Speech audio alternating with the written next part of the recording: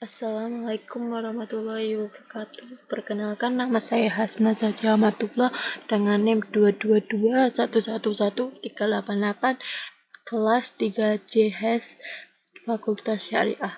Sini saya akan menjelaskan 3 bab, yaitu tentang imamah, al-hal wal akal, yang terakhir tentang bijarah. Langsung saja ke bab yang pertama tentang imamah. Saya akan menjelaskan sedikit tentang sejarah ini. Sejarah ini timbul di masa Syiah.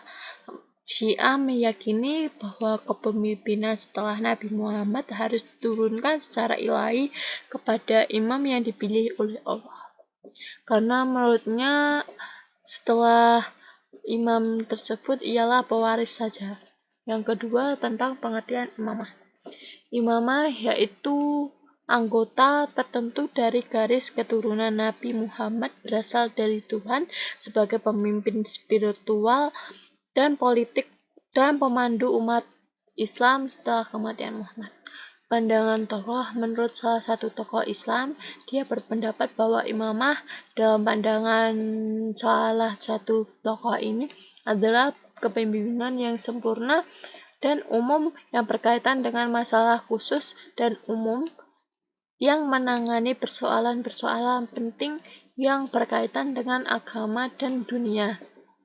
Yang ketiga atau yang keempat yaitu tentang tugas utama seorang imam adalah memberikan bimbingan rohani dan keagamaan kepada umatnya.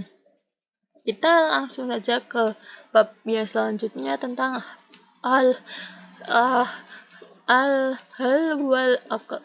Sejarah ini menunjukkan pentingnya kesepakatan dan persetujuan dalam pemilihan pemimpin dalam Islam. Yang kedua tentang maknanya, yaitu ada 3, yaitu dipisahkan.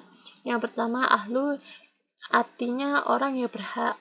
Yang kedua al-hali, berarti melepaskan, menyesuaikan, memecahkan. Yang ketiga al-qad, yang artinya mengikat, mengadakan transaksi atau membentuk. Yang ketiga tentang tugas. Tugas ini pada zaman khalifah adalah menetapkan, memberhentikan, dan mengawasi khalifah. Menurut pandangan para ulama setuju konsep ini sebagai konsep atau prinsip penting dalam menentukan pimpinan dalam komunitas Islam atau Muslim.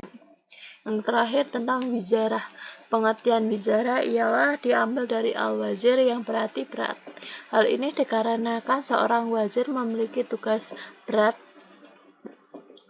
Wazir adalah nama suatu kementerian dalam sebuah negara atau kerajaan karena penjabat yang mengepalai berwenang memutuskan suatu kebijaksanaan politik demi kepentingan rakyat. Tujuan dan syarat-syarat, yaitu wazir akan bertanggung jawab kepada khalifah karena khalifah memiliki kekuasaan dan kewenangan mutlak. Sejarah. Pada masa dinasti Umayyah, wizarah merupakan pangkat paling tinggi di seluruh dinasti tersebut. Wazir memiliki hak pengawasan umum terhadap semua persoalan, di samping bertindaknya dengan kekuatan konsultatif. Yang terakhir tentang pandangan ulama tentang wizarah ini. Para pakar hukum Islam dan sejarah Muslim banyak yang membicarakan tentang arti penting jabatan. Imam Al-Mawardi dalam kitabnya menyebutkan segala sesuatu yang diwakilkan kepada pemimpin seperti mengurus kepentingan umat tidak dapat dilaksanakan oleh seorang secara keseluruhan kecuali mewakili atau meminta bantuan kepada orang lain.